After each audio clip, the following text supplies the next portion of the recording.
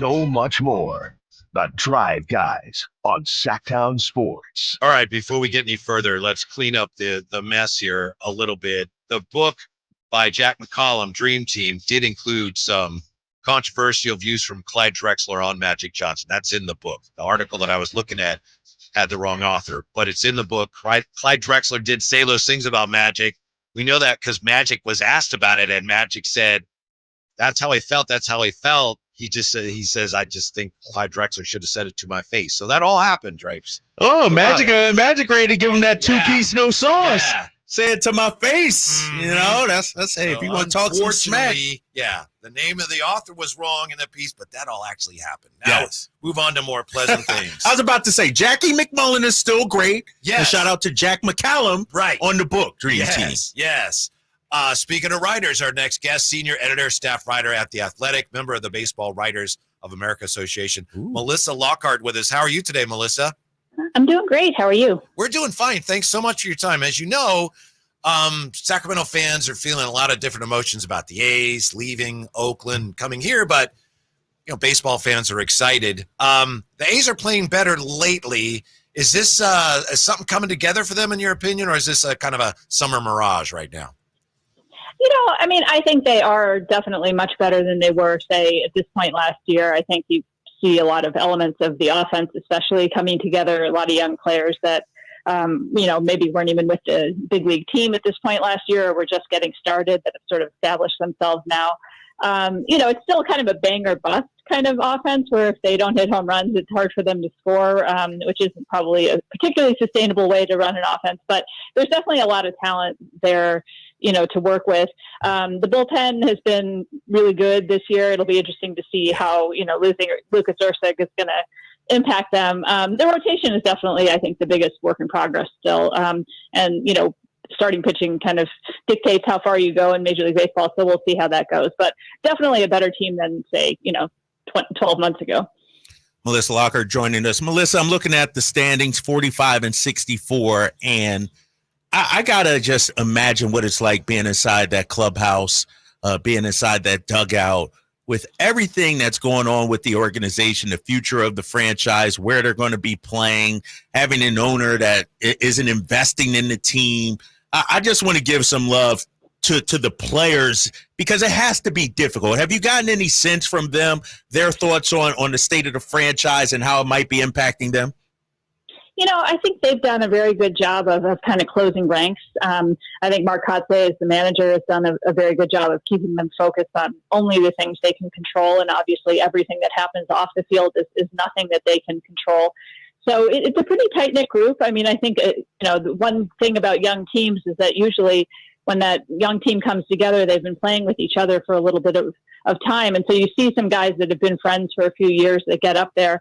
And I think they're excited to play together. I think you saw yesterday, Brent Rooker was quoted as saying that he was really happy he wasn't traded. And, from everything I've talked to him in the clubhouse and stuff, I believe him. I think he likes the group of players he's with. This is the organization that gave him an opportunity. Now, when it comes time for him to be in a position to get paid, I think that might be a different story. But I think for the moment, they've really got kind of a, tunnel view of what they're trying to accomplish, and it's really all on the field, and the rest of it is just sort of stuff they have to block out right now. Yeah, to that point, Melissa, and you may know this already, but I was listening to our station and listening to the game last night, and Ken Korak and they were talking about how tight-knit the clubhouse seems to be, all things considered, which surprised me a little bit, but good for them. Melissa Lockhart is with us from The Athletic. I want to ask you again, since the A's are coming here next year, presumably, what kind of state is the minor league system in? Can we expect a number of players over the next several years to be making their major league debuts here in Sacramento? Yeah, I think they're moving guys pretty quickly, the ones that they like, Yeah. So I think oddly enough, you may see them in back-to-back games where they're playing for the Aviators, and then they come up and they're playing for the A's the next day. So I don't really quite know how to even put that kind of concept into it.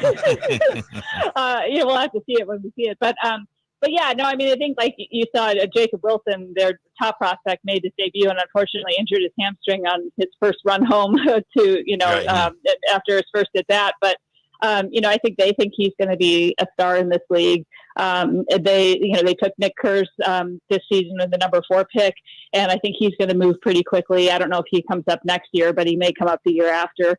I think that minor league baseball in general now, sort of the top guys move fast, and then the rest sort of fill in spaces. It's a very different system than we saw before the pandemic and before the leagues were sort of restructured and we lost short season. So, I think you're going to see guys kind of shoot through there. And I do think, in all seriousness, there's going to be a lot of situations where, some fan went to a River Cats game and then the next week they see the same player with the A's, So it's going to be very interesting to see how it goes. But the system is certainly not one of the top systems right now, but it is getting better. Hey, Melissa, big win for the A's yesterday over the rival Giants in the Bay Bridge series. They're back at it tonight. How much should we give the A's credit, and how much should we give the Giants blame and where the teams are right now? Is it a situation where the A's are just playing great right now, winners of 7 under their last 10, or are the Giants reeling a little bit right now? Well, I think it's sort of like, how much did you read into the Giants' 4-game winning streak against the Rockies, right? Like, every series is very right. different. Teams can go hot and cold really quickly. I think, one thing to note is that the A's in particular are hitting really well against left-handed pitching right now. And one interesting thing that has sort of developed, Giants obviously have a very talented starting rotation, but it's extremely left-handed. And so if they do match up with, teams that hit lefties well, that could be an issue in a short series. But generally speaking, I don't know you can read too much ever into any one game. But I do think, the Giants are clearly nowhere where they want to be right now. At this point, with the exception of maybe Matt Chapman and then some of the pitchers that are rounding into place, the off-season acquisitions are not giving them the same energy that their younger players are. So, at this point, maybe the younger players are the ones you start to focus on. Melissa Lockhart is with us from the Athletic. Melissa, I know this is a question you could probably spend a lot of time answering, but it's to the extent that you can distill it to its essence, who or what is the cause of the general malaise that seems to be surrounding the Giants right now? That's a tough one. I think they're kind of caught between. I think they are an organization for the last few years that haven't exactly known who they want to be or where they want to be. I think sometimes they've wanted to go young, and sometimes they've wanted to invest in big splashy acquisitions, and they've done a little bit of both, and they've sort of found themselves with a very expensive roster that maybe it's better players are the guys that don't make a lot of money. It's tough because they're in a market that wants to see stars, but if you don't get the right stars, you end up with a very awkwardly put together roster. And I think right now the roster is sort of awkwardly put together. At some point it maybe would have been beneficial to kind of commit to one lane or the other rather than to sort of play both sides. But at this point it is what it is, and they have to sort of figure it out. And of course, as I said, starting pitching is really how you win in Major League Baseball. And now that pitching is healthy, we can see, the way that the playoff system is set up now, there's a chance for even pretty mediocre teams to sneak in. So, we'll see what happens over the next couple months. Hey, Melissa. Very diplomatic answer. All right. That was pretty good. That was pretty good. Did I play both sides there? Didn't offend anybody. Didn't piss anybody off, but I'm going to press you on it, Melissa. I'm not going to let you off the hook that easily here. When you look at Farhan, and you talked about the big names, would you say that the effort has been there? Like, he's tried to get the big names and just swung and missed? And if that's the case, is there something about the organization that's leading players not to come here? What's your read on that?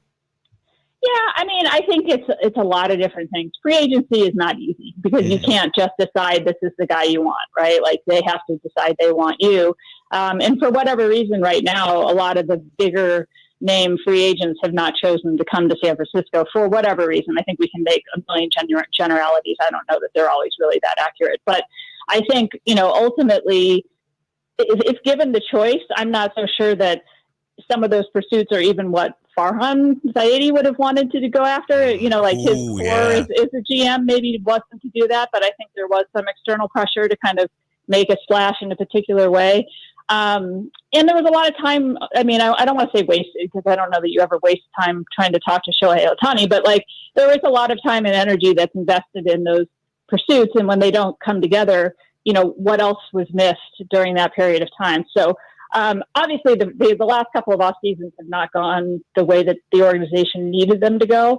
And at that point, they are where they are here. I think the main thing really has to be, if you look at yesterday and you look at the type of players that were traded, big stars don't get traded anymore. And so if you develop good players, you're always better off. So they need to be at a point where they're developing their own stars, and then those stars stay. Logan Webb stayed. So I think that's where the focus has to be, but I don't know that the fan base has the patience for that. That makes sense. Right. It's a tough market. So, the Buster Posey didn't appear out of nowhere. He was developed, but it's been a long time since then, so people forget, I think, is kind of the thing that's happened a little bit.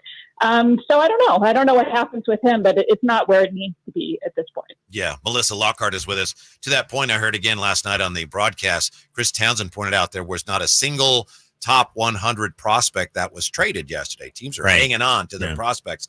Melissa, as far as the San Francisco issue, which of these, if any, resonate with you in your opinion? The ballpark still is not hitter friendly because it's so cold. Players have issues with the city. I know that supposedly Seiya Suzuki came out and didn't like the way the city, he thought it was too dirty. Maybe the team isn't winning enough.